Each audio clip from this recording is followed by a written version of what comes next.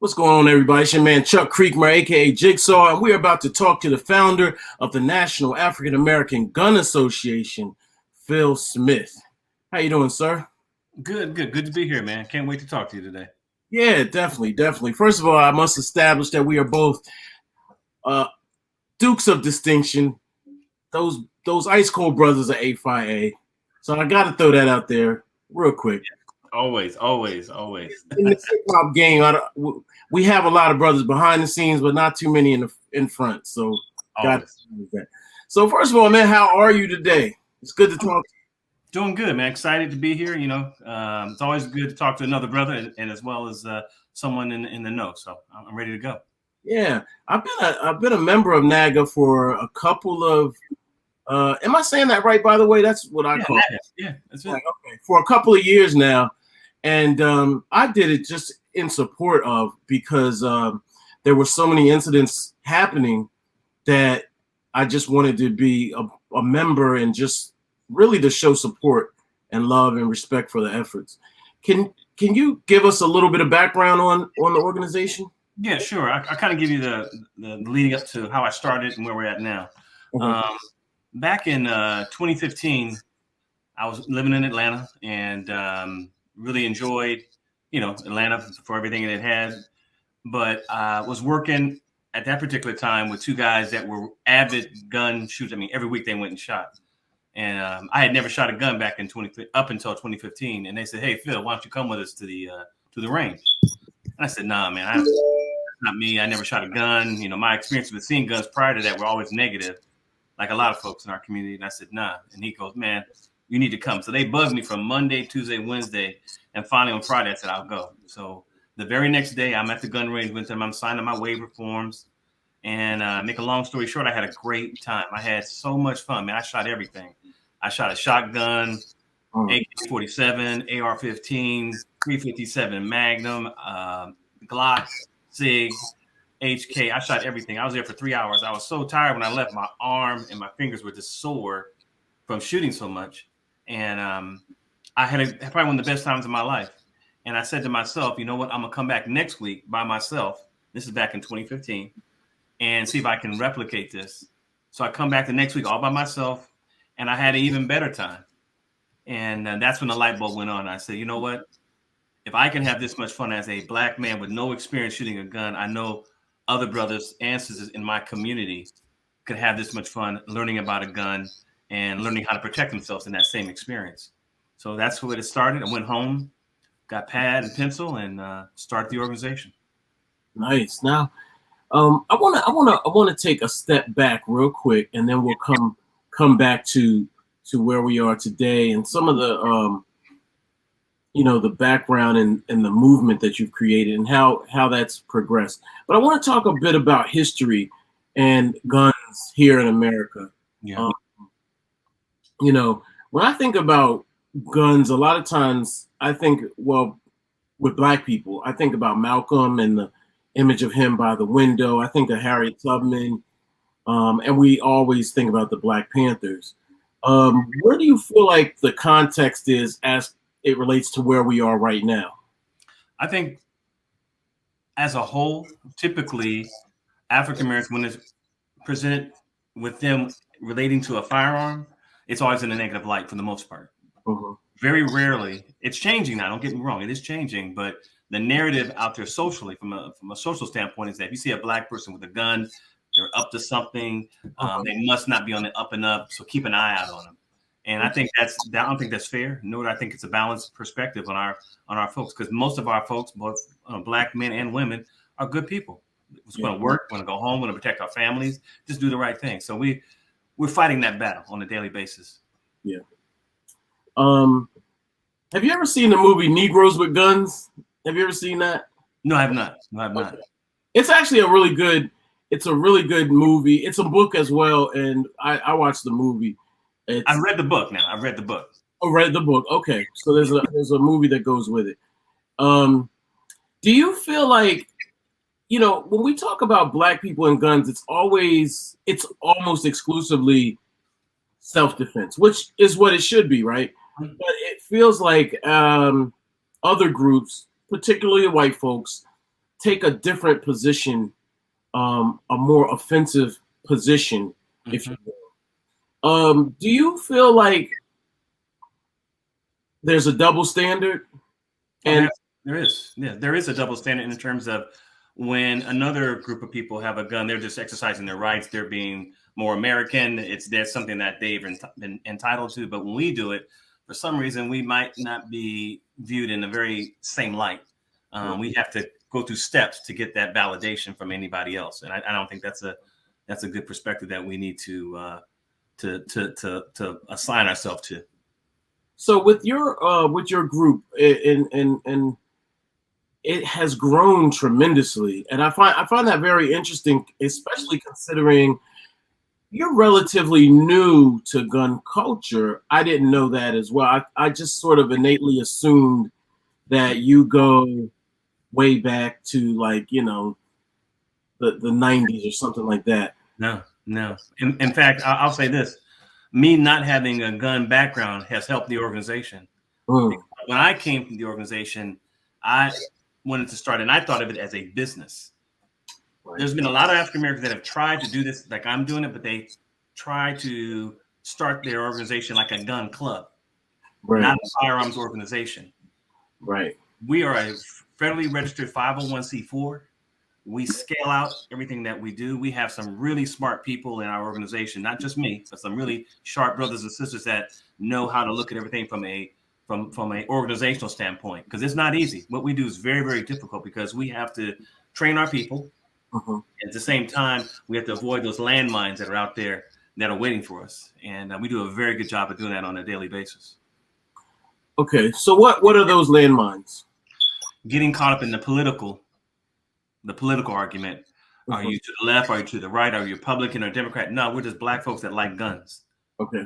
And if you want to rock with us or ride with us, come on over. We'd love to have you. We have a saying in our organization: welcome to the family. We're going to clap our hands, give you a high five and a hug, and say, welcome, brother, welcome, sister. And we're going to show you how to shoot a firearm. And we're going to teach you. We're going to take you from A to Z, show you how to hold a gun, shoot a gun, pick which gun is right for you based on your size, your strength, and what you want to use that gun for. So we're very, very adept at doing that at a very high level. And what's the difference between your organization, and a gun club? A gun club is just a unit focused on one particular area, one city, one group of people. Okay. They're not worried about what's going on in Baltimore or Los Angeles or whatever. Our organization is a firearms organization that has a national perspective, a national concern, and we take in people from different areas to give us those perspectives that we can help nationally. That's the difference. That's the difference. So you have chapters, and yeah, we have over 120 chapters now. Okay. Over 42,000 members. So we're getting there. You recently, if I'm not mistaken, you recently had your national convention. Is that correct? We had a leadership convention. We wanted a national convention, but with COVID, we felt that having 5,000 or 6,000, 10,000 people in one area was just too much. So we grudgingly said, let's have a leadership conference. We had well over close to 200 people there that were all in the leadership positions. And we just sat and talked about the organization, where we started, right, we're at, and more importantly, where we were going. And it was a really good time. Very nice, man. It was a lot of love, and good energy came from that. Good. Now, with with hip hop, we have seen for many years different presentations with guns. For the most part, though, it's always come through this so-called gangster rap lens. Scary to some people, scary lens. But what are your thoughts on the hip hop side of things? You know, as it relates to the presentation from that vantage point. First, I want to answer the question, but first I want to say this: NAAGA needs hip hop. We need that genre. We need that energy. We need that intellect that comes to the table. I'll be honest with you, we need the creativity. First and foremost, we need that infused consistently in our organization, because you are an organization so long, but you need to have the young folks like yourselves in the mix to help us continue this process for years and years, long after I'm gone. Yeah. So first and foremost, we need hip hop. I think overall guns have been utilized in some cases fair and sometimes unfairly in a negative light when it comes to hip hop, gangster rap. And when you see a video, they'll have the gun, strategically placed. The guy's got it sideways, and all this crazy kind of stuff. It's stuff that you don't do in normal life, but if for some reason in the video it's like this, and he's got it tilted and all that other stuff. Right. No. So it's we all know the. Yeah. Like, okay, I got you. And at the same time, he's rapping, of course, he's rapping with a bunch of girls around or whatever.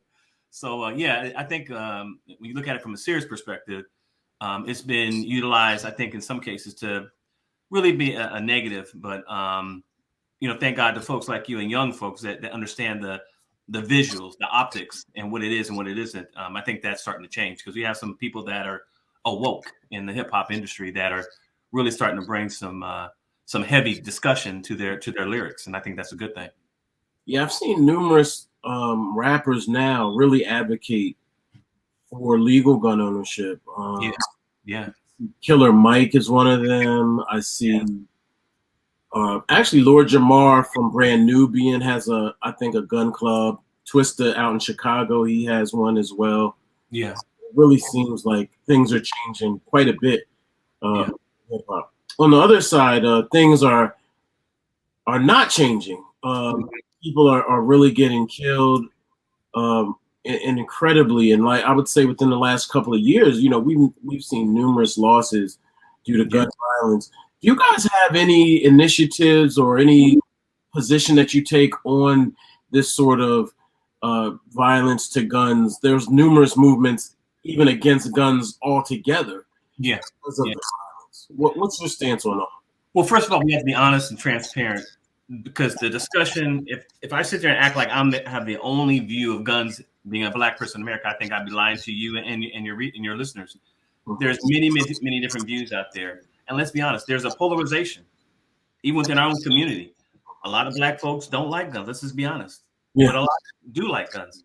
And right now that is slowly shifting. Right now, it's about 52% if you go by polls of African Americans that do like guns, as opposed to 6 years ago or 8 years ago, was only 22% of African American families thought a gun was a good thing. So the mindset is changing. The value of a gun is getting more and more value within each home. Now, I will say this. If you have looking at firearms, there's a difference, and let's be clear here, between gun violence and gun rights. Okay. What happens is that we have the nuance of it being merged together. There's a difference. If there's some bad people out there shooting, I got babies out there too. You need to get those bad people. Go after them with everything you got and get them off the streets. Yeah. Don't punish me, who's a law-abiding gun owner, based on their shortcomings and some of the things they're doing illegal. That's where the fight comes in. I'll use an analogy. If you have somebody that was drinking heavily and killed a family with his car, right. The next day you're not going to say, let's take away your rights as a driver because this person was drunk. No, you're going to go after that drunk person and lay the heavy hand of the law on them. That's what should happen. But unfortunately, when it comes to guns, it's a very sensitive and emotional topic for a lot of people, including myself. But we have to be clear about what's being said truly. And I'm very honest. I'm open to discussion. I'm open to conversations with different folks who have different, quite honestly, opposite views of mine because I'm secure in my beliefs of what I believe what I believe. But I'm certainly open to having a conversation. And I get a lot of those conversations with folks that are like, Philip, I don't agree with anything you say. But I'm willing to say, okay, how did you come to that conclusion that you don't think guns are good? I shut my mouth and I just listen. And they'll give me their life experience of guns and whatever. And then I'll say, okay, cool. No, this is my experience. And then we have a dialogue. End of the day, they probably say, you know what, Phil, I'm not going to change your mind. And you're not going to change mine, but we're going to shake hands as brothers and sisters. And we're going to have mutual respect. That, I think, is kind of going out the window now. We're just throwing stuff at each other across the room, politically. And nothing's really getting accomplished. In fact, it's getting more and more polarized depending on where you're at in the country. Yeah, and I always, I used to kind of advocate against guns in terms of really just addressing the violence in the community. But as we've seen time and time again, case after case, it seems like it's something that Black people must advocate for, or else nothing will change. I'll say this. I think that if you let's be real for a second. I mean, really real, looking at the problems of violence in this country. If you take 4 areas, I'm gonna take 4 areas of the country, and you are just 2 areas: south side of Chicago, Okay. South Central LA, or East LA, and I even add in Southwest Atlanta, out here where I am at. All those areas are rough areas that have a lot of gun violence, but they have characteristics that are all the same. Yeah. Horrible schools, aggressive, if not violent, relationships with the cops at best, and they have school systems that basically are pipelines to prison. And the worst thing, most of all, is that those kids come out of these schools in these areas with no viable skills that can be plugged into the mainstream society. They're viewed to be out on the fringe. You don't want to deal with them. So you know what's going to happen to those kids? I don't care what color, Black, white, Latino, Asian. They're going to do what they got to do to live because they got kids at home. Yeah. They're going to rob. They're going to steal. They're going to use a bat. And yes, they'll use a gun or whatever else is in their hand to get money in their hand so they can take care of themselves. We're going to look at violence and where it's coming from. We got to look at the disease, not the symptoms. Where's it coming from? And that's a hard discussion for a lot of folks in this country because they don't want to deal with that level of scrutiny on the issues that are really out there. Are guns a part of it? I'd be lying to you if I said otherwise. But it's not the real reason why people are doing what they're doing. Right. Gotcha. Now we recently saw the case with I know, and feel free to say, you don't want to comment on anything. Yeah. But recently there was the back-to-back case of Kyle Rittenhouse and Ahmaud Abery. They're 2 very different cases involved guns. Actually, white people with guns. Let's just used differently. Now, I'm not gonna, I don't know how far you can go with this, but what were your thoughts around those cases? Let's start with the Rittenhouse case. What did you think about that? The fact that he was just, well, I'll leave it right there. What were your thoughts on that? I didn't follow the Rittenhouse case as much as I followed the Arbery case. I'm not gonna lie. But what I have read and seen and watched on TV, they really kind of forged a lane for him to become to be found not guilty. I thought the judge was really biased toward him and was sympathetic. I thought the way they arranged the juries there was really sympathetic to his cause.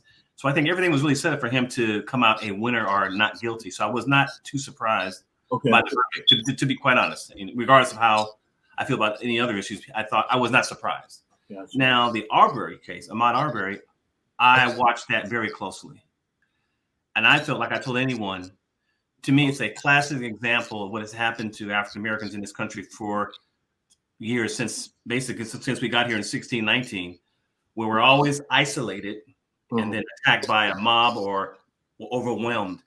He was just looking at new houses like me and my wife do every weekend, dreaming about, one day, baby, one day I'm gonna get this house. And you go in the house, you look around like everybody does, and you walk out and you keep going about your business. And that's all he was doing. Yeah. Continue to jog. And then all of a sudden you have 3 domestic terrorists coming by him and literally jumping out and attacking him. Now, I'm a big advocate of concealed carry. To me, that was a classic example of why you should always carry a gun concealed if you're an African-American male, to confront something like that. Doesn't mean you're going to be able to win, but you can at least have a fighting chance. So I was very, very happy with the verdict with the Arbery case. I thought it was criminal what they did to him, and I thought justice prevailed in that situation. Yeah. What would you say? Well, I think you might have answered this. But what is the biggest misconception about guns and gun ownership? Regardless of what color people are that have guns, guns are just a tool. They're a tool that you use to protect yourself. Just like you use your lawnmower, just like you use your car, it's a tool. Yeah. Now, can that tool be used in a very dangerous way? Absolutely. Probably the most dangerous tool that you have. But once you learn what it can and cannot do and you're fully trained, it's just a tool. When people make massive, sweeping, negative views about Second Amendment rights, saying nobody should carry a gun, that I think that's wrong, because the Second Amendment rights, our ancestors, our Black ancestors, fought and died for us to have these rights. Yeah. Be it Harriet Tubman, Buffalo Soldiers, Tuskegee Airmen, Black Panthers of Self-Defense, Deacons of Defense. Those are Black men and women that paid the ultimate sacrifice in many, many cases for you and I to have this conversation today. So we take no, we make no apologies for our perspective on the Second Amendment and being able to carry a gun. We think that's a value to the organization, to the community, and more importantly, to the country. So we think it's very positive. It's funny because I never knew that Black Wall Street, when that city was razed, meaning destroyed, right? They actually fought back. I never learned that they fought back. They were just basically outgunned. They were overwhelmed. Overwhelmed. Yeah. Overwhelmed. They tried to fight. They put up the best fight they possibly can, but when you got airplanes flying over you and literally hundreds and hundreds of people in mob violence going down the street, shooting every Black woman, man, and child on sight, unprovoked, that's a remedy for us to lose that particular battle. But that was very, very tragic, and hopefully that never happens again. Yeah, for sure. Is it possible to be a militant Black gun owner legally? Is that possible? Sure, absolutely. But I would caution your militancy can oftentimes get you in positions where you have to literally have your life possibly in danger. Yeah. And when I say this is what I mean exactly. You can be very proactive in your beliefs. You can be very, very adamant in your belief of the Second Amendment and that Black people need to protect themselves. But let's be honest, when we talk about guns, we're viewed differently by the bigger and larger community.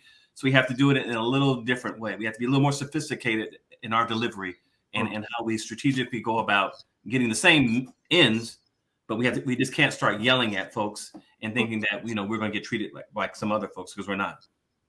Is that possible? It seems like to me, especially in hip hop and entertainment, that you almost have to be aggressive to get that respect. You can't.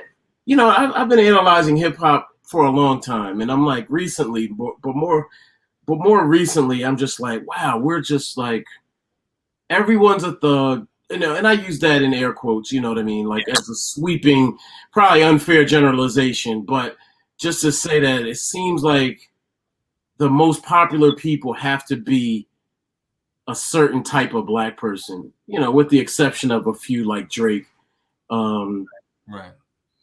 Or else you're almost guaranteed not to be successful. So my question is sort of, how do you change that perception? Is it possible, considering the history of racism? Is that possible? That's one of the things that NAAGA is doing. We do it on a daily basis. If you look at our website, if you look at any of the emails or anything that we put out, one of the things that we are very, very careful about is visual imagery and optics. We want positive images of African-American men, of children, of women constantly being pushed out on you. And the reason why we do that, because we know the other narrative is out there in droves. So we want to fight that negative narrative of the brother with his pants sagging down to his knees, and got the gun, tilted sideways, and all that other stuff. We want to say, okay, here's a good image that we think is really going on for the majority of African Americans. Look at that experience. We have videos. We have people that are extremely articulate and young that can give that information and have a different view. But we know it's an uphill battle. One thing I like about hip hop, and that's one of the reasons why I'm here, is that it's a genuine art form. It goes straight from your heart, of your experiences, of wherever you're at on the street, directly to the masses. And that cannot be compensated. That can't be compromised, because you know it when you see it, when you feel it, when you hear it. It's like, I know what that brother's talking about. Yeah. I know what that sister's talking about. And that's the beauty of the art form. I come from a different generation, but I have a true appreciation for hip hop, for what it's done, and how it has made people sit back and say, okay, you know what? These young folks here, they got something to say, and you gotta deal with them. And I think that's a good thing. Now, do you have a top 5 guns? What are your favorite guns?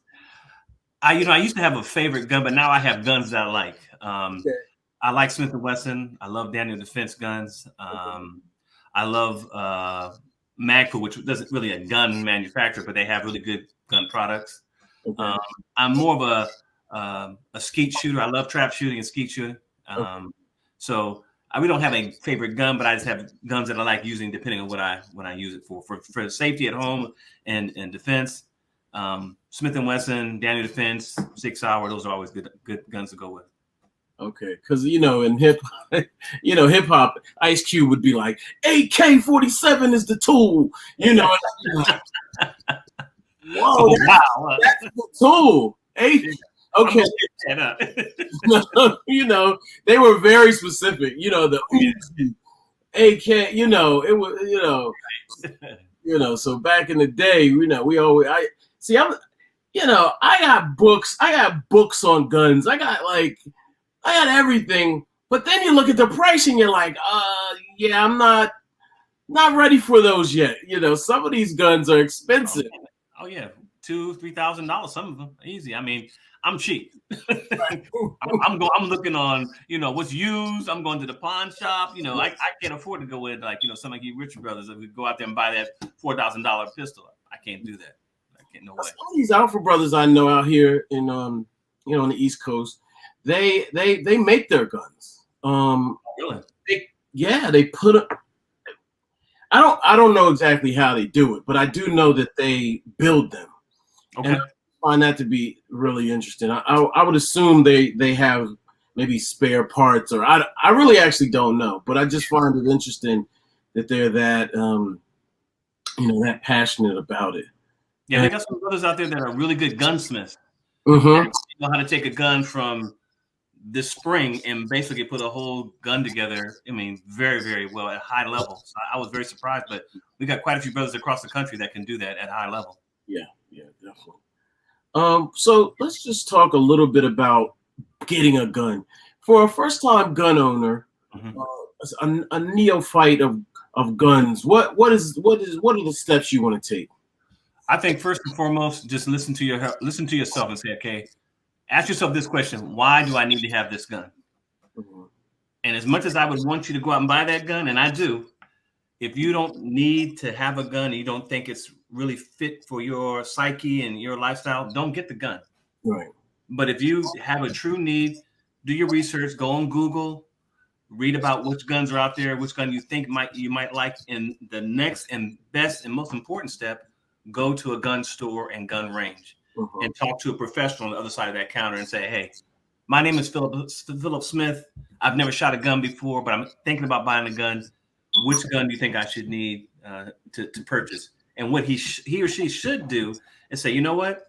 Let's get you trained, have you go to orientation, to shoot a number of guns so you can see which guns are different, higher caliber 9mm versus a 45 versus a 380, and see what you like best. And then from there, we can kind of narrow it down. And then we can start looking at different models, Glock versus a SIG, HK, Canic, Walter, whatever your taste might be. And then try those different guns in the caliber that you like on the range where you can say, you know what, this one fits my hand size, my strength. I feel comfortable with that. That's the process, and that's how it should go. And then, of course, you have to go through purchasing the gun. If you don't have a carry license like I do here in Georgia, you have to get the background check, pass the background check, and then you can take the gun home. But I would always recommend taking a lot of classes. And I'm not talking about just 1 or 2 classes. Yeah. Make sure every year you're taking 2 or 3 classes every year with your gun to stay on top of things, practice your muscle memory, and get really comfortable with that tool. Because it, again, as you mentioned, it's a tool. Yeah. Now, this just came in my head. This is just so. There's a guy. I'm gonna have to send this to you because I doubt if you've seen it. But there's this guy on the internet, and he is known for trying to teach people how to disarm a gun or even shoot a gun. Okay. Are you familiar with this guy? No, I'm not. I'm not gonna lie. You know what? Let me. I'm off script now, but it just popped in my head. But he's the guy that's probably gonna get you sent to heaven if you follow his lead. Let me just give me 1 second because I'm laughing inside my head. Okay. And I want to get your first reaction to this. Hold on, let me see. So here's his face. Can you see? Okay, I see that. I see the. You ever seen him before? Okay, I have not. All right, so here's. Share with you right now some ways you can keep someone from having contact with your family, your friends, or if you want to keep an aggressor away from someone who is going to be victimized.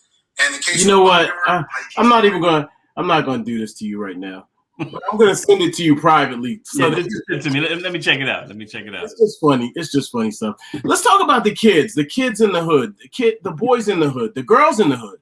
Yeah, so, yeah. How do we reach them? We're starting to do that. We have a youth initiative that we're starting and we've been working on for about the last 2 years. We're about to launch it. And what we're going to be doing, going to the hood, going to different neighborhoods, going to different families and saying, you know what? It's one thing for a dad to know how to shoot to protect his family or a mom. But to be quite honest, the people that are most vulnerable in that house are the children, because when you're not there, they're going to be curious about that gun. Yeah. What we do, we bring them to the range. We have a full day of this, educating them, teaching them about firearms at all. First, we're just talking. Nobody's grabbing a gun. And then we're going to ask them questions about how they feel about firearms and guns. And if all those kids say, hey, I want to participate and move forward, then we say, okay, sure, come on down and let's talk about grabbing a gun and teaching them. And we teach them literally from A to Z. But it's a slow general process that happens over a number of days, a number of weeks. We just don't throw them out there. And the reason why we do that, we want to slowly integrate them into the language and the culture and what a gun does and does not do.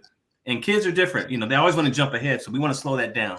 Yeah. I want to talk to them very carefully to make sure that their mind is right, even though their parents are there. And we always make sure that the parents are there. And when that happens, you know, magically kids take a gun and they can shoot. And we have a lot of kids that are 13, 14, 15 with their parents that can shoot very, very well. And they respect the gun. There's no mystery. They know what it can and cannot do. They know their finger positioning at all times. That's what we need to do in mass. And when that happens, when you educate children, good things happen. The mystery sometimes can get problematic, and that's how kids end up shooting themselves because the parents aren't around. They run into the closet or your dad's or mom's drawer, and they pull it out, and there's a gun, and they're pointing at each other, and that's when accidents happen. But if your children are trained, they know better than to, first of all, even touch the gun. Right. And they're certainly not going to point at each other because they've been taught not to. Yeah. And that's what we try to do in our organization. We're just starting out. So hopefully a year from now, I can come back to you and say, you know what? We got 12,000 kids that have enrolled because it is a free program that we're going to be rolling out nationwide. Nice. You know, it's funny. That's exactly what happened to me when I was much younger. My dad's rifle, I was playing with it, and it discharged and almost hit my brother. But fortunately, it didn't. It hit the brick wall and knocked the brick off. And I was so scared, man. I was like, oh God, you know. So, yeah. So, but let's talk about the future. What are your goals for the future now? Right now, one of the main things I'd like to do is to obviously grow the exposure and the length of the organization to a lot larger numbers. Right now, we're about 42,000. I want to get to about 200, 300,000, to be honest. I think we get to that number, I think we'll have a little more pull and influence in our community. Okay. But you have to do it slow. You just can't spit fire through it. You have to make sure that people are trained and people see the value in your organization. So that's my long-term goal, to grow the organization and to have more people come in. Just to let you know, at one point, we were majority Black women. For about 3-4 years, we had more Black women in our organization than Black men. Now, post-COVID, that's changed, and there's more Black men, but the women are still extremely active. And Black women are the fastest growing demographic within the firearms industry. I'm telling you, Black women are coming in droves. They're bringing their girlfriends, friends, just like they go shop. They're coming 8, 9, 10 deep, and they're all buying guns at the same time. They're getting trained, and it's a beautiful thing to see. We see a Black woman with her friends coming in, and 6 months later, see them, and they're just rocking. They don't need help. They know what they're doing. And within NAAGA, that's a constant. You see that every day. And that's what I'm very, very proud of, because when I started the organization, I thought it would be majority men, to be very honest. But it's been quite the opposite. And my hat's off to our Black women. I want them to keep coming. And our brothers, obviously, have been doing their thing for the last 5 or 6 years within the organization. Shout out to Kia, who works with you. She and I talk quite a bit, and she's very educated and knows exactly what she's doing over there. Oh yeah. Kia, she's a real deal. Yeah. She knows how to shoot, and she knows guns, and she knows the industry. at a high level. So she's the real deal. What are your thoughts on the in Charlton Heston's organization with the are you the you know what I'm the NRA? NRA. I'm sorry. No. I get asked that a lot. What's the relationship between NAAGA and NRA? There is no relationship. We are Black owned, Black controlled. Our mindset is for unapologetically the African American community. We are for our people from A to Z and Z to A, and we make no bones about that. And we do it in a very positive, uplifting way. I can't speak for any other organization, but I can say this. It makes sense.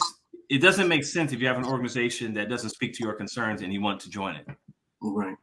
For me, that's me personally. If I'm going to join something, I got to see myself in that organization. I got to see something that brings value to me and to my family when looking at that organization. Yeah. And I can't speak for anybody because I think NAAGA fulfills that need for any African American in the country. Yeah, looking for a positive, legally ran organization from A to Z. I think we do that. So I don't know what those guys are doing. Any other organizations? I can just speak to NAAGA. Yeah. At one point, there were people running to join the NRA to sort of, bum rush it and trying to take it over, things like that. But I definitely agree with you. We should definitely all convene and flock to NAAGA. Yeah. To me, it's like going to the weight room and you see a really big buff guy in the corner and you see a ripped woman. And obviously they put work in over the years. Now I can sit there the whole half an hour eating chips and drinking a Coke, watching them and say, wow, they are really buff. Or I can take care of my business and get myself stronger, get myself buff. And that's what I decided to do. And that's what I decide to do with NAAGA. I'm not worried about anybody else. I'm laser focused on our concerns, our issues for my people. All right. Well, Phil Smith, I appreciate you. Thank you for joining us here at allhiphop.com. Do you have any things you want to tell people in closing? And also, where can they find you and NAAGA online? Yeah, I'll go to our website at www.naaga.co. That's our website, full of information, history of the Black Arms, history of our people, what we're doing on the national and local levels. You see all of our list of chapters. We have over 120 chapters, and we have members in every state. We don't have chapters in every state, but we do have members in every state. Also want to add, we're rolling out for the first time ever, Caliber magazine. It's in the same history and spirit of Jet magazine, Ebony magazine, Essence. So we're going to have Caliber, and it's a lifestyle magazine that talks about not only guns, but it talks about food, travel, clothing, hiking, swimming, fishing, hunting, all that. And it's going to be well received. The excitement is already there. We've been getting previews, and everyone has been really raving about it because it's going to be a magazine for everybody, men and women and children. You got to give me the preview. I'm a magazine writer. I haven't written a good article in a long time, so maybe we. Oh yeah, we gotta hook up, man. I'll definitely send some information to you right after the call. Okay, cool. Well, thanks a lot, Phil. I appreciate you. Oh, no doubt, man. Thank you, brother. Appreciate you. Success. We got your back. All right, man. Thank you. God bless. Respect. Yeah.